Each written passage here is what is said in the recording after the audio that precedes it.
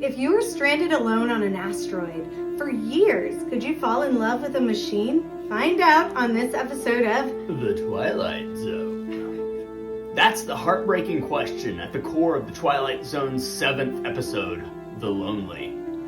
This episode hits hard, a mix of sci-fi, loneliness, and what it means to be human.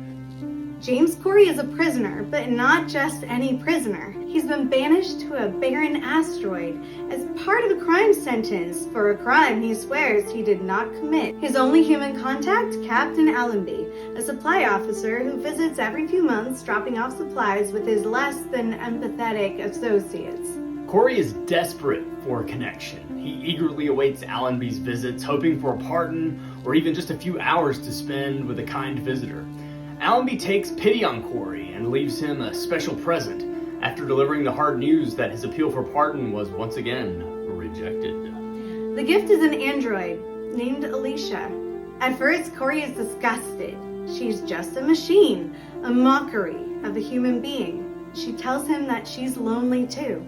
Over time, he begins to see her not as a machine, but as someone. She isn't just filling the silence, she understands him. They play, they talk, and eventually they fall in love. At least Corey believes they do.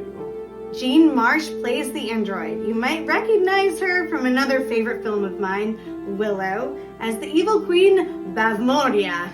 James is played by the great Jack Warden, who you might recognize as the president from one of my very favorite Hal Ashby films, Being There, starring Peter Sellers, among dozens of other films. And he's great in this. He's so good.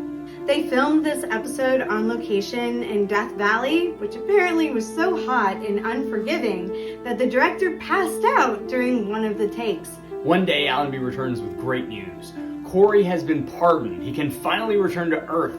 But here's the catch. There's no room for Alicia. The crew has only a few minutes to take off from the asteroid before the environment becomes unstable.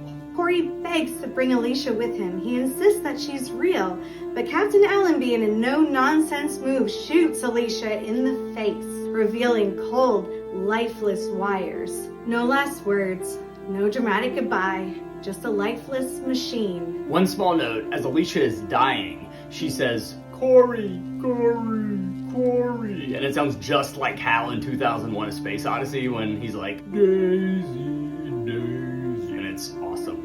Terrifying and disturbing and sad all at the same time. And just like that, Corey is free, but completely shattered. We give this one 4 out of 5 Rod Serlings.